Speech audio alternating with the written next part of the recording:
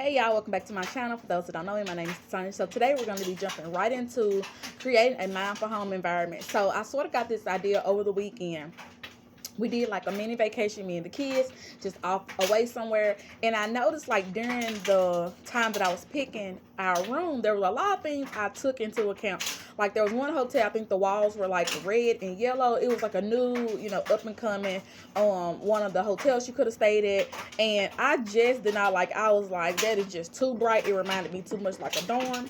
There was others that had indoor pools versus outdoor pool. I wanted an indoor pool, but for where we were going and the price I was trying to stay in, I had to do an outdoor pool.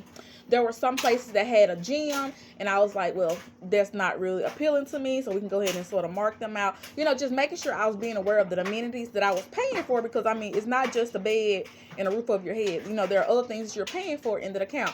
Breakfast, of course, was included, but when I got to the rooms, it was more of some places still do baths, some only do showers, things like that with the kids. Did the room have, like, a lot of the rooms have, like, separate suites to the side? Did I want to pay more for that to have that extra home living? There were some hotels that have like the mini kitchenette.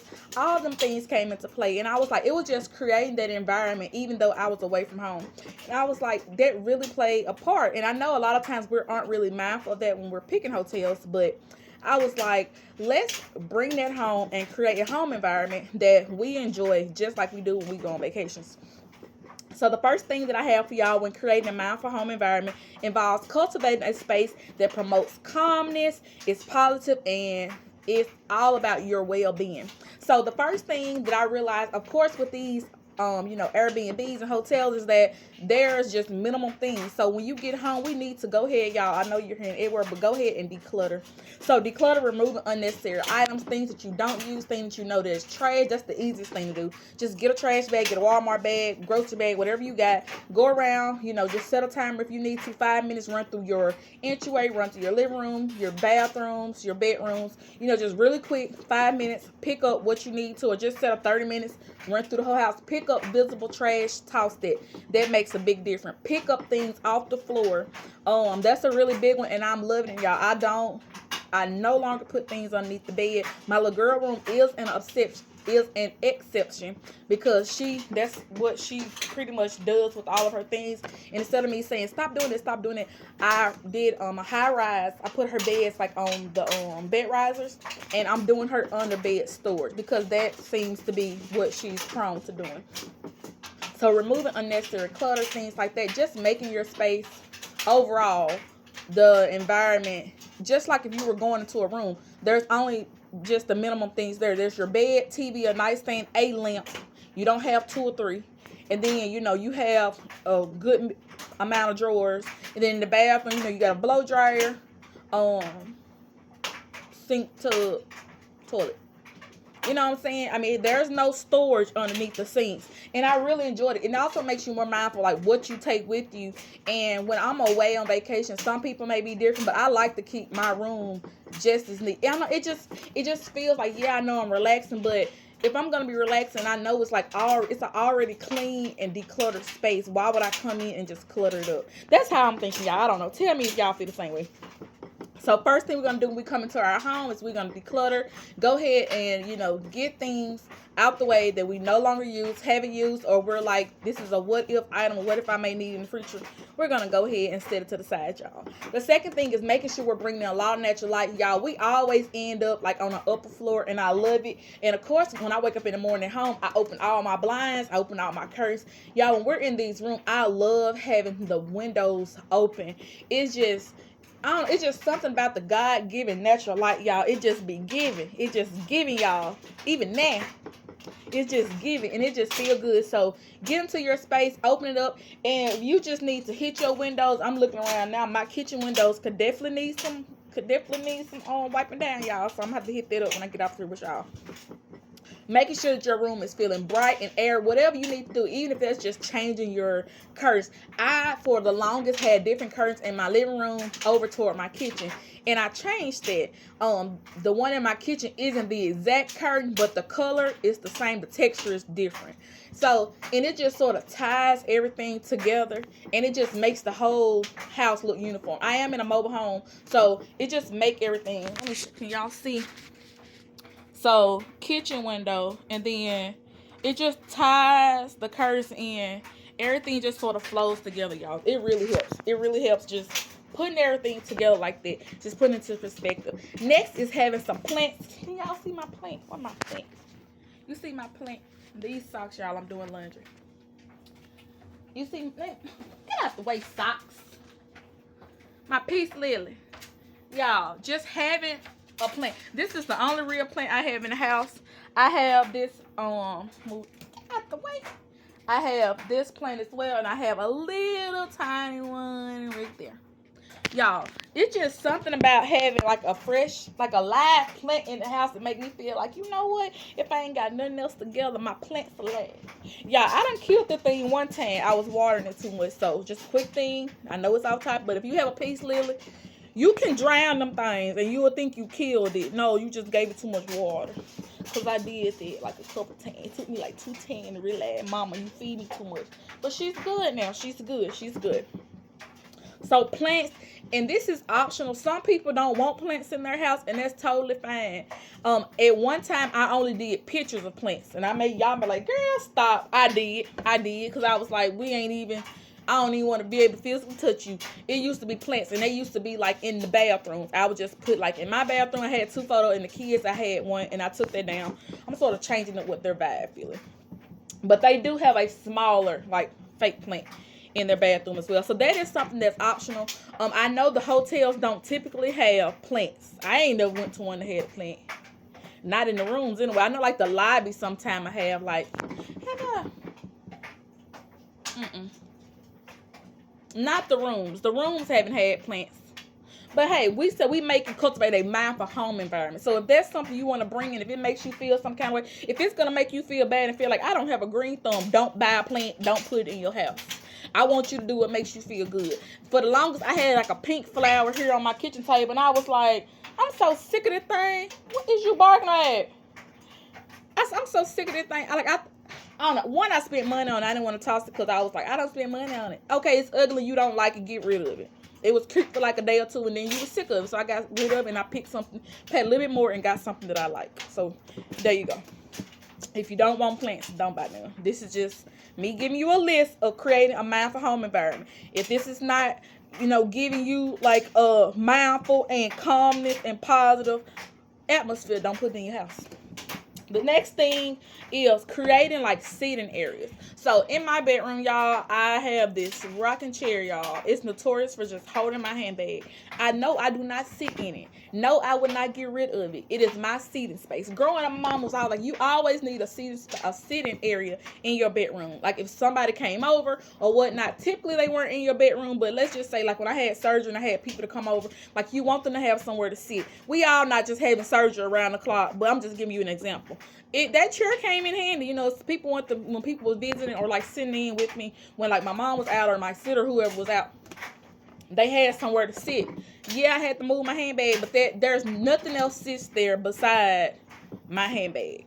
But just having like a proper sitting area. So for you, this may look like a place where you can just sit and rock your baby, or a place you can just sit and go through your mail or scroll on your cell phone that's not in your bed, or a place you can just sit and read a book if that's what you want to do. I prefer to sit up in my bed or lay on my couch. My rocker was just my thing. When I was pregnant, y'all, it was just a thing. I just really wanted a rocking chair. I just wanted a rocking chair. And I got the perfect little rocking chair. It's low, but I say it's perfect because it fits my space. It makes me feel good, and I don't have bad vibes when I look over there like, oh my God, I wish I was sitting. Oh, I wish I was reborn. Look here, I enjoy that chair, but have a proper seating space. Whether it's in your bedroom, in your living room, by your front door, wherever it is that you want to have a spot to sit, do that. I thought about that at one time, having like a bench by my front door, because in the morning time when my kids are in the living room, they start to get undressed. I don't know how your kids do, but they done got dressed for school, and while they're waiting, they start taking their backpacks off. They start going through the backpacks. They start taking their shoes off. Like they start getting undressed. I don't know what it is about Y'all, the bus come and they start like, well, let me take some stuff off. No, I need you to get your stuff on and let's get out the door. And I thought about putting like a bench area, like something comfy where my kids could get dressed in the morning and just sit over there. Is that being extra? And just sit by the door. Like it's an area for them to sit by the door and wait for the bus to come. You know what I'm saying? So we'll look into that. Tell me if you think that's too much. But that's an idea that I came up with. And then the next thing is making sure that it's mindful and clear. And making sure that when you're fixing your house to be mindful and making it a place that's inviting and calm to you, making sure that it's not just like what's in trend. You want your area to be something that you enjoy, not because social media said it's something that everybody enjoys. You know what I'm saying? Like my house right is blue, gold, brown, and it's a little bit of silver. Some gold pops here and there. Y'all, I don't want yellow. I don't want big, bright, bold colors running all through my house. If you ask me, do I want some big, bold colors? Boom, there you go. There's my color. Like, green, that's enough. I love green. That little bitty, little green thing right there, that's enough for me. You know what I'm saying? Like, I don't need much. There goes some color. You see that blue bowl? That's all it takes. Shoot, take this. Sit that up there. You know, but just being for real, like, make your area how you need it to be. If you know you're not a person that needs a whole lot of throw pillows on your couch, don't. My couch has the pillows that it comes with, and I'm not adding any extra because I already got to move them around to get on there and get a little comfy. You know, at least one or two. You know, if you know that's something that you don't enjoy doing, don't. If you know you're someone that hates laundry, you might not want to be bringing in 3 or 4 throws, throwing them across your couches, across the end of your bed. If you know you already got enough laundry and you know you're not going to be washing them like you're supposed to. You know, just be mindful of the material and the things that you bring into your house. I don't like vacuuming. I ain't got but 2 carpets in my house. And when I said they're like 2 area rugs, there's one in my bedroom and I'm tempted to get rid of it. One because she's black and everything that gets on her you can see her. And it's just a mess and she thin and she rolls up all the time. I got it in there because she pretty and on some of them days I just want something soft underneath my feet.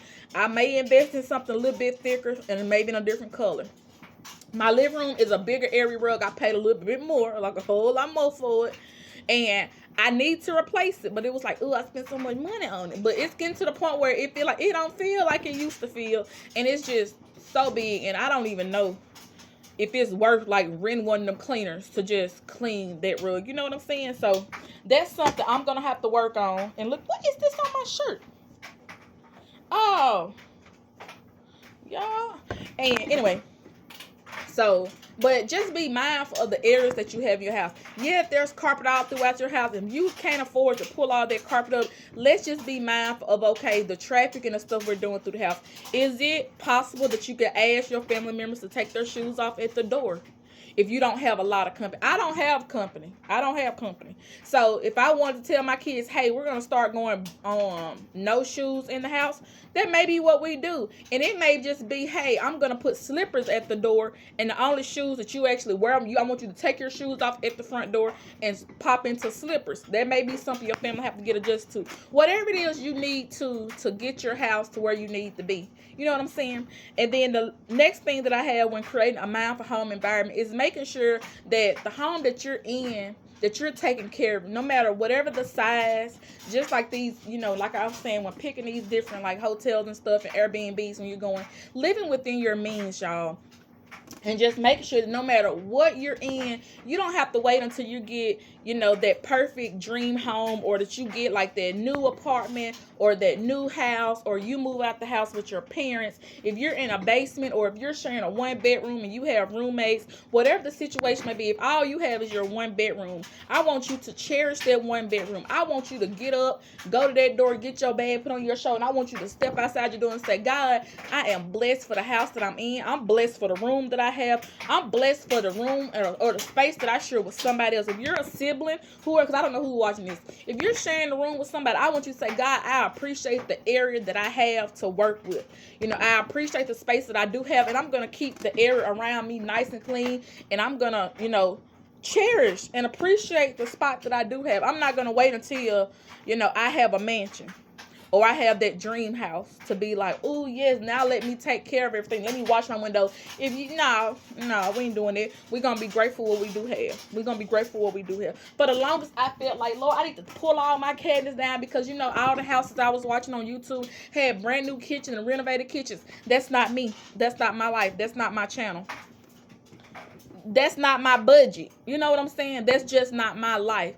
And when I came to the realization, Cassundra, your house is your house. Your house, this is the roof over you and your kids' head. God bless you with this. It's paid for. Don't worry about what nobody else is doing. You don't know if they're paying on that. You don't know, like, you know what I'm saying? Like, you don't know what other people are going through to get into the things that they do have. So, I'm still working on deciding what I want to do with this. But that's me. That's my space. You know, make sure that whatever you have and whatever home that you're in, that you make sure that you're using that opportunity in this time, in this present moment right now, to be grateful for what we do have. Y'all, I hope y'all enjoyed this video. I know I just did a quick little run through, just chit chat, just run my mouth, but I hope y'all took some good things away from this video, and I'll see y'all in my next one. If y'all like these types of videos, go ahead and hit that like button, hit that subscribe button, and leave me a comment down below. Let me know if there's some things that you want me to talk about, videos you want me to do in the future, or just some things you have to take away from this video. So, as always, y'all, be blessed, be sweet, and be you. And I'll see y'all in my next one. Bye, y'all.